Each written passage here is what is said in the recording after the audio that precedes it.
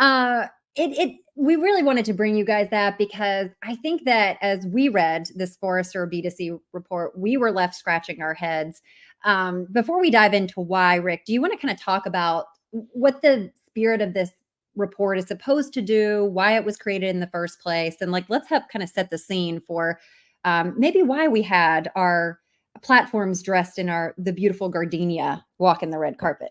Yeah, it's great. So look, there are a set of companies called analyst firms, Forrester, Gartner, IDC, and quite a number of others, especially in various niches. They cover essentially categories of software.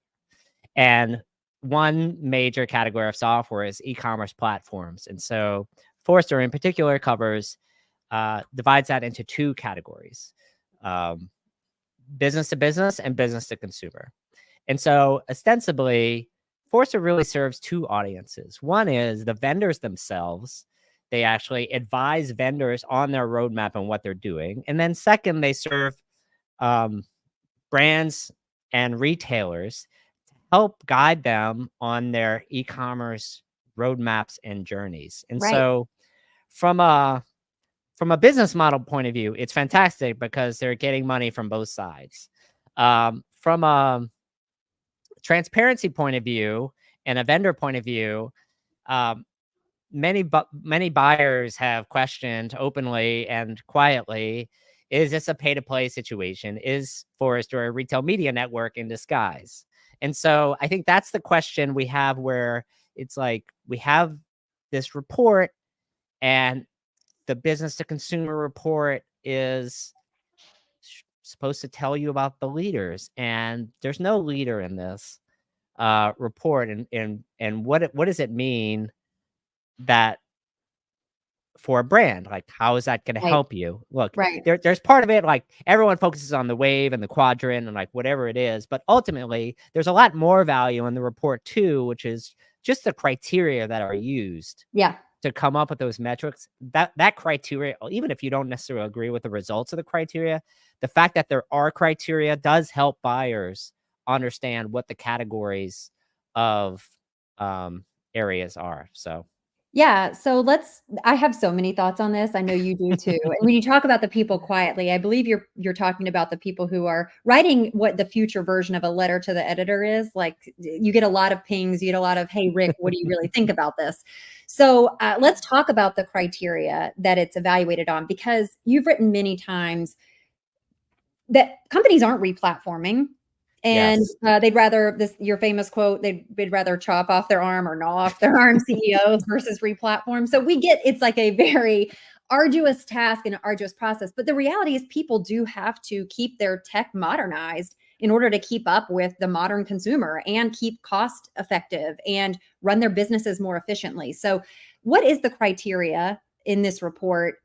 And how were kind of these companies and platforms evaluated? Yeah, I mean, there are a few different major criteria that they talked about. One is front end. How does the user interface, can that be put together?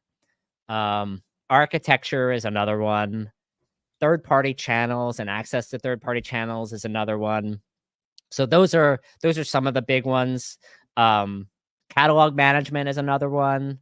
Merchandising is another one. Yep. And I think finally, customer success is a report, and support is another one. So, don't forget security and privacy for your security, because that's a little bit important. It's yes. Let's encrypt our credit card data and customer security is super important, and I think look, we can start at the beginning. The most developer, as you might expect, the most developer-focused platforms got the highest marks for architecture. That was kind of your commerce tools and your elastic paths got there. Front end, out of a 5, no one got more than a 3. Which is so like this question is like, what are you looking for your platform to become, like in a world where there's like, I don't know how many content management systems out there, but more than a dozen, and you can build your own front end anyway. Are you really going, especially at the mid-market and enterprise level, is that the number one thing you're buying an e-commerce platform for? I would argue not. No, I'm going to say no. From a brand perspective, no. Yeah. And then the other things are like third-party channels and marketplaces. Again, this wasn't really a factor. I'm curious why third-party channels is something you expect in the box of an e-commerce platform. There've been companies like Channel Advisor and Feedonomics and Channel Engine and Rhythm. Sorry, Rhythm. That's a new one. And they have been around forever. And so the idea that you're going to choose one thing for all those functions and help you sell on Amazon at the same time is a little bit unrealistic. And that's, I think, where we are from an enterprise perspective as well, right?